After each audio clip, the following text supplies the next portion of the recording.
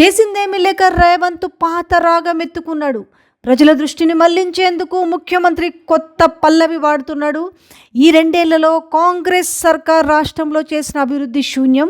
YS నాటి అభివృద్ధిని తన ఖాతాలో వేసుకునేందుకు నానా తంటాలు పడుతున్నాడు. ఈ సీఎం తీరు విమర్శలపై వెల్లువ ఎత్తుతుంది. ఆయన తీరు పైన అసలు ఏంటి, నేనేం మాట్లాడుతున్నాడు? నిజంగా చెప్పాలంటే అధికారంలోకి వచ్చిన తర్వాత తన 2 ఏళ్ల పాలనని తను రెఫరెండంగా చూపించాల్సింది పోయి, తన అభివృద్ధి ఏమాత్రం చేసినని చూపించాల్సింది పోయి అభివృద్ధి శూన్యం. కాబట్టి గత 10 ఏళ్ల పాలన తెరపైకి తీసుకొస్తున్న వైనం కనిపిస్తుంది. మా తాతలు నేతులు దాగిండ్రు, మా మూతులు వాసన చూడండి అన్నది నానుడి. తాము చేసిందేమీ లేకపోతే తాతలో ముత్తాతలో చేసిన వాటిని కొందరిలా గొప్పగా చెప్పుకుంటారు. రాష్ట్రంలో ఇప్పుడు సీఎం రేవంత్ రెడ్డి అదే నానుడిని వంటబట్టించుకున్నట్టుగా వ్యవహరిస్తున్నారని విమర్శలు వ్యక్తమవుతున్నాయి. 2 ఏళ్ల కాంగ్రెస్ పాలన కాలంలో హైదరాబాద్ సహా రాష్ట్ర అభివృద్ధికి సీఎం రేవంత్ రెడ్డి చేసింది శూన్యం. 10 ఏళ్ల బీఆర్ఎస్ పాలనలో హైదరాబాద్తో పాటు రాష్ట్ర అభివృద్ధి శరవేగంగా జరిగిందనేది జగమెరిగిన సత్యం. ఈ ప్రభావం జూబ్లీ హిల్స్ ఉప ఎన్నికలపై పడుతుందనే ఆందోళన సీఎం రేవంత్ రెడ్డిలో నెలకొన్నది.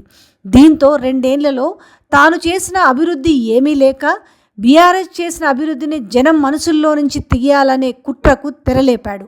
గత 3 రోజులుగా రేవంత్ రెడ్డి కొత్త పల్లవిని ఎత్తుకున్నాడు.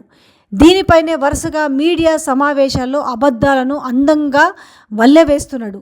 2004 నుంచి 2014 వరకు కాంగ్రెస్ ప్రభుత్వం చేసిన అభివృద్ధిని చూసి జూబ్లీ హిల్స్లో ఓటు వేయాలని ప్రాధేయపడుతున్నాడు.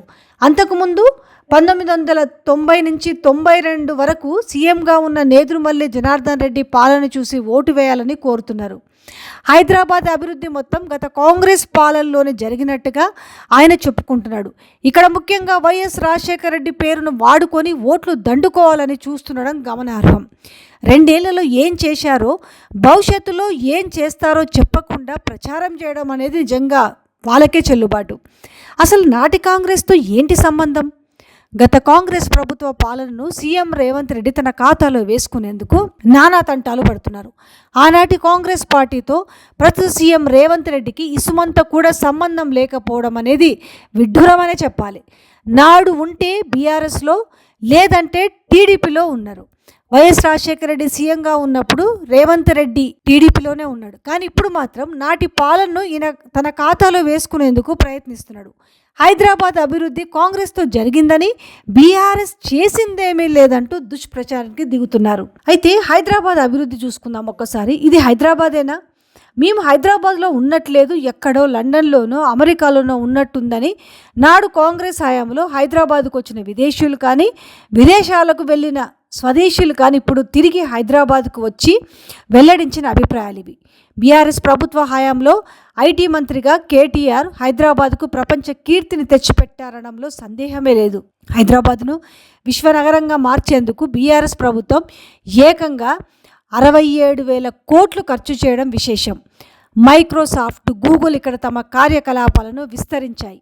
ఫాక్స్కాన్ కంపెనీ కూడా తన ప్రధాన కార్యాలయం నెలకొల్పింది. ఐటీ ఎగుమతులు 57,000 కోట్ల నుంచి 2,40,000 కోట్లకు పెరిగాయి. సుమారు 6 లక్షల మందికి ఉద్యోగాలు దక్కాయి. 5,000 కోట్లతో 43 ఫ్లైఓవర్లు, అండర్ పాస్ల నిర్మాణాలు, 1000 పడకలతో వెంగళరావు నగర్లో దవాఖానా, 42 కిలోమీటర్ల నిర్మాణం జరిగింది. ఇలా చెప్పుకుంటూ పోతే 1 కాదు 2 కాదు. కానీ నిన్న రేవంత్ రెడ్డి మాట్లాడిన తీరు చూస్తుంటే మాత్రం అసలు ఈయనకి ఏమైంది, అసలు ఏం మాట్లాడుతున్నాడు? ఎవరైనా కనుక కొంచెమన్నా ఒంటి మీద సోయుంటే, లేకపోతే బుర్ర మీద సోయుంటే మాట్లాడాల్సింది. నా 2 ఏళ్ల పాలన అంటే నేను ముఖ్యమంత్రిగా ఉన్నప్పుడు ఈ అభివృద్ధి చూడండి, ఈ అభివృద్ధిని చూసి ఓటు వేయండి అని అంటారు. కానీ ఈ 2 ఏళ్లలో చేసింది ఏమీ లేదు, అంతా శూన్యమే అని చేతులెత్తేసి గత వైఎస్ఆర్ హయాంలో ఉన్న ప్రభుత్వాన్ని చూసి ఓటు వేయమని అడుగుతున్న విధానం చూస్తే ఇప్పటికైనా జూబ్లీ హిల్స్ ప్రజలు అర్థం చేసుకోవాలి. రాష్ట్రాన్ని ఏ రకంగా ఆగం పట్టించిండు, రాష్ట్ర ప్రజల సమస్యలను పట్టించుకోకుండా ఏ రకంగా వీళ్ళు టైంపాస్ వ్యవహారాలు నడిపిస్తుండడానికి నిన్న పొంతలం లేని మాటలే నిదర్శనంగా భావించవచ్చు అనేసి మాట్లాడుతున్నారు.